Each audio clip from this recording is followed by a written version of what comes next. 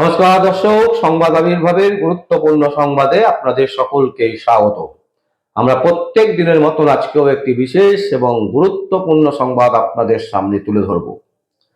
দর্শক, পশ্চিমবঙ্গে কি তাহলে রাষ্ট্রপতি শাসনের দিকে এগোচ্ছে?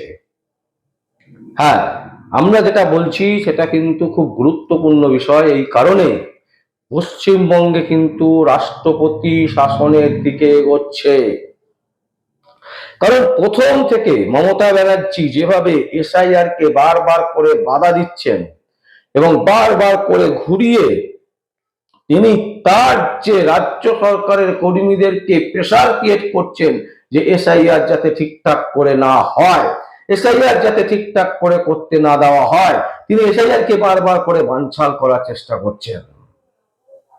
এবং এর পরিণাম কিন্তু গুরুত্বপূর্ণ বিষয়। সেটা হচ্ছে কি, 5ই মের মধ্যে যদি উনি রাজ্যে ভোট কমপ্লিট করতে না পারেন, বিধানসভা ভোট, তাহলে কিন্তু তাকে তার মেয়াদ উত্তীর্ণ হওয়ার জন্য রাষ্ট্রপতি শাসনের হাতে এই রাজ্য চলে যাবে। এবং তারপর রাষ্ট্রপতি যখন গ্রহণ করবেন এই স্টেটের দায়িত্ব, তারপর এই এসআইআর কিন্তু কমপ্লিট করতে হবে একটি বিশেষ সময়ের মধ্যে। কমপ্লিট হওয়ার পর তারপর কিন্তু রাষ্ট্রপতি শাসন জারি থাকা অবস্থায় কিন্তু ভোট হবে। আর এই যদি পরিণতি হয়, আমরা হলফ করে বলছি মুখ্যমন্ত্রী মমতা ব্যানার্জি এবং তার দল বাংলাতে আর ঘুরে আসবে না। রাজ্যে বিজেপি সরকার গঠন করবে, একদম স্পষ্ট বলছি, রাজ্যে বিজেপি সরকার গঠন করবে। আমরা একটা সমীক্ষা আপনাদের দেখিয়েছিলাম, যে সমীক্ষাতে আমরা বলেছিলাম যে কোনো দলই এককভাবে রাজ্যে সরকার গড়তে পারবে না। তখনকার পরিস্থিতি অনুযায়ী কিন্তু আমরা সেই সংবাদ, সেই সমীক্ষা আমরা আপনাদের সামনে তুলে ধরেছিলাম। কিন্তু এখন যে ভয়ঙ্কর পরিস্থিতি তৈরি হয়েছে, আপনারা জানেন যে সম্প্রতি বেলডাঙ্গায় কি ঘটনা ঘটেছে। একজন আত্মহত্যা করেছে, অথচ তাকে বলা হয়েছিল যে সে খুন হয়েছে, খুন করা হয়েছে। এবং সেই জন্য বেলডাঙ্গাতে কিন্তু একটা বিরাট অশান্তির পরিবেশ তৈরি হয়েছিল। বাংলার কোনায় কোনায় কিন্তু এই ধরনের অশান্তির পরিবেশ তৈরি হচ্ছে। আজকে যেমন শশীবাজা বলছে যে আমি পাসপোর্ট দেখাবো না, কালকে হয়তো ফিরাদ হাকিমকে যদি বলে এটা দেখাতে, ফিরাদ হাকিম বলবে আমি ওটা দেখাবো না। চলো মুসলিম ভাই ঝামেলা করো। এই যে পরিস্থিতি তৈরি হয়েছে, এই পরিস্থিতিতে এখন কিন্তু একটাই জায়গা দেখা যাচ্ছে, সেটা হচ্ছে রাষ্ট্রপতি শাসন। এবং সেই রাষ্ট্রপতি শাসন যদি হয়, তাহলে তৃণমূল কংগ্রেসের আশা পশ্চিমবঙ্গে একেবারে দুরস্ত। এইখানে রাজ্যে বিজেপি সেখানে সরকার গঠন করবে, এটা কিন্তু একদম পরিষ্কার হয়ে যাচ্ছে।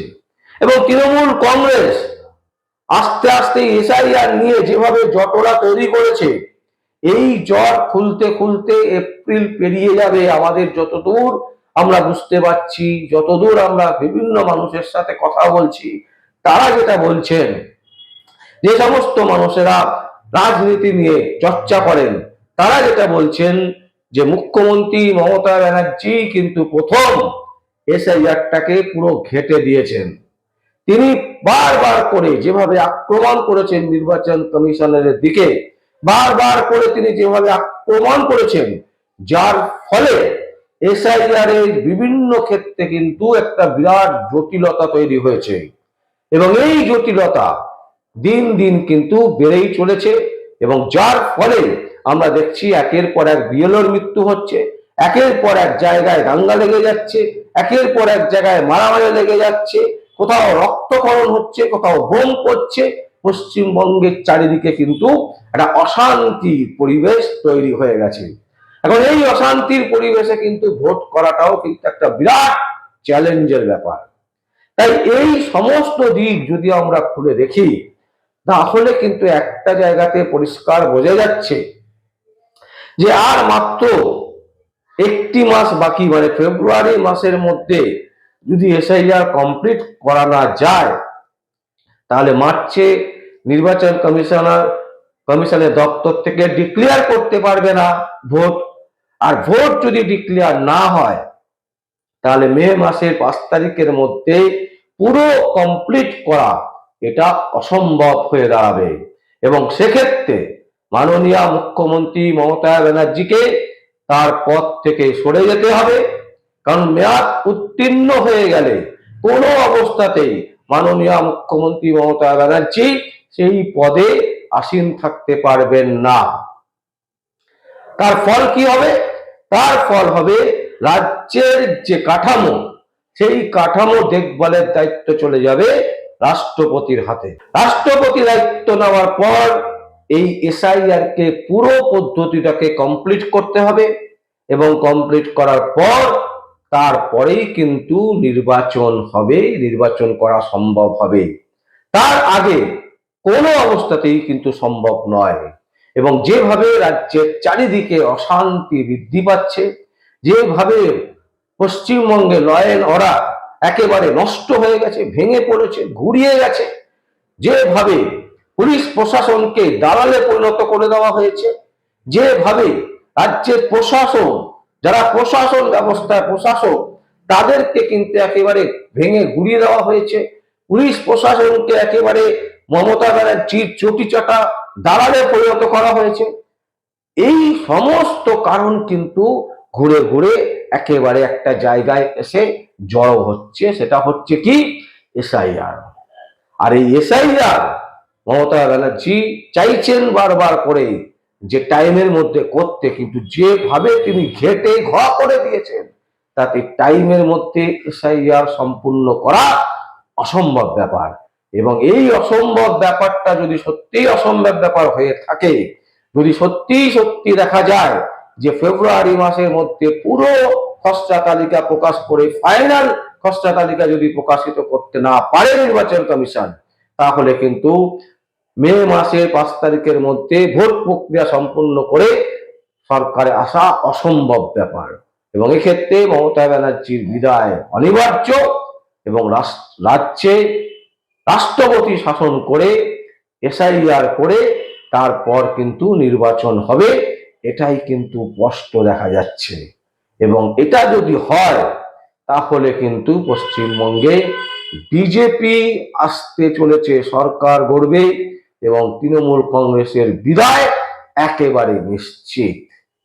দর্শক, এটা কিন্তু পুরোটাই একটা অঙ্কের খেলা চলছে। বিজেপি এখন এই মুহূর্তে চাইবেই, কারণ এই সময় যদি তৃণমূল কংগ্রেস বিরোধিতায় থাকতো তাহলে মমতা ব্যানার্জিও চাইতেন, একই জিনিস চাইতেন, যে কোনো অবস্থাতে যাতে এসআইআর কমপ্লিট না হয়। তো সেটা বিজেপিও চাইবে এবং সেটাই চাওয়াটাই স্বাভাবিক ব্যাপার। এবং সেই চাওয়াটাই যদি সত্যি সত্যি একেবারে স্পষ্ট হয়ে ওঠে তাহলে কিন্তু তৃণমূল কংগ্রেসের বিদায় একেবারে নিশ্চিত। কারণ রাষ্ট্রপতি শাসন করে যদি ভোট হয় তাহলে কিন্তু মমতা ব্যানার্জির যারা পোষা দালাল, তারা কিন্তু তাদের যে পাওয়ার, সেই পাওয়ারটাকে মিসইউজ করতে পারবেন না। এবং মিসইউজ যদি তারা করতে না পারে তাহলে ভোট ব্যাংকে ধাক্কা খাবেই খাবে মাননীয় মুখ্যমন্ত্রী মমতা ব্যানার্জি ও তার দল। দর্শক, আমরা এই সংবাদ আপনাদের সামনে তুলে ধরলাম। যদি আপনাদের কোনো বক্তব্য থাকে, কোনো কমেন্টস থাকে, অবশ্যই আপনারা কমেন্ট বক্সে কমেন্ট করবেন। আর দেখতে থাকুন পরবর্তী সংবাদ আবির্ভাবে। আমার নাম বিশ্বজিৎ পাল, সংবাদ আবির্ভাবের জন্য।